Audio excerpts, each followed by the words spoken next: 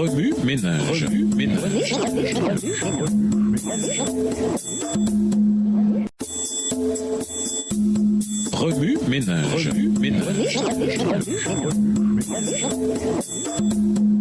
Bienvenue dans votre émission Remue ménage. Nous voilà à la leçon de jeudi. Faire usage de nos fouilles individuelles. Lisons Galates 5, les versets 22 à 25.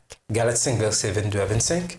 Mais le fruit de l'esprit, c'est l'amour, la joie, la paix, la patience, la bonté, la bénignité, la fidélité, la douceur, la tempérance. La loi n'est pas contre ces choses. Ceux qui sont à Jésus-Christ ont crucifié la chair avec ses passions et ses désirs. Si nous vivons par l'esprit, marchons aussi selon l'esprit. Les fruits de l'esprit, nous a-t-on appris dès l'enfance, sont l'amour, la joie, la paix, la patience, la bienveillance, la bonté, la fidélité, la douceur et la maîtrise de soi. Certains d'entre nous peuvent même les énumérer par cœur. Mais quels sont donc ces attributs? Comment les obtenir et comment nous en servir? Pour les recevoir, nous devons d'abord demander à Dieu de nous donner son Saint-Esprit. Il ne s'agit pas de le demander une fois pour toutes, mais tous les matins. Au début, il se peut que certains fruits ou tous les fruits soient petits, verts, immatures. Au lieu de nous décourager, continuons de prier Dieu de venir dans notre cœur. Une fois que ces fruits nous sont accordés, les utilisons-nous pour faire la volonté de Dieu? Sommes-nous utilisés parce que nous les avons? Comme un fruit sucré, certaines personnes sont naturellement remplies de douceur. On ne le voit pas nécessairement par leurs paroles proprement dites, mais plutôt par le ton avec lequel elles les prononcent, ainsi que par leur manière et leurs actes. Vous est-il déjà arrivé de comparer votre fruit avec celui des autres et d'en être franchement découragé?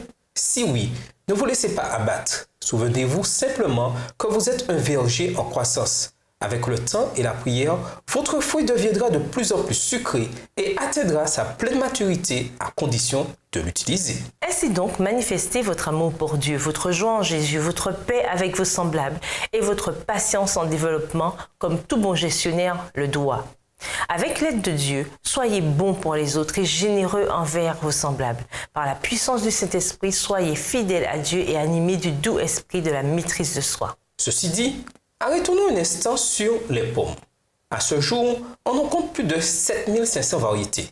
Chacune d'elles a ses propres qualités. Les pommes rouges, Delicious, n'ont pas leur pareil lorsqu'elles sont mangées cuites. Par contre, elles ne conviennent certainement pas aux tartes, contrairement à la Granny Smith, une pomme légèrement acide. La Fuji, excellente consommée crue, n'arrive pas à la cheville de la Gala quand on fait de la compote. Nous n'atteignons sans doute pas l'idéal en toutes circonstances. Cependant, Dieu nous a accordé des dons et des fruits qui croissent par la puissance de son esprit et fait graduellement de nous ses gestionnaires spirituels là où il a besoin de nous et nous conduit. Remue ménage, en quoi les fruits et les talents se ressemblent-ils? En quoi diffère-t-il? Quel fruit vous semble difficile? De quelle façon pourriez-vous traiter ce dilemme? Au revoir. Et à demain si je veux. Remue ménage. Remue ménage.